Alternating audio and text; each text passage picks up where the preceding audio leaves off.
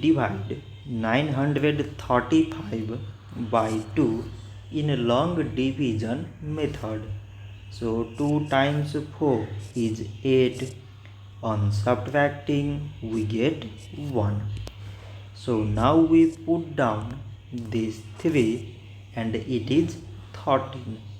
So 2 times 6 is 12. On subtracting we get 1. So again we put down this 5 and it is 15. So 2 times 7 means 14. On subtracting we get 1. So now there is no number to put it down. So we take here decimal so that we put 0. So it is 10 and 2 times 5 is 10. On subtracting we get 0.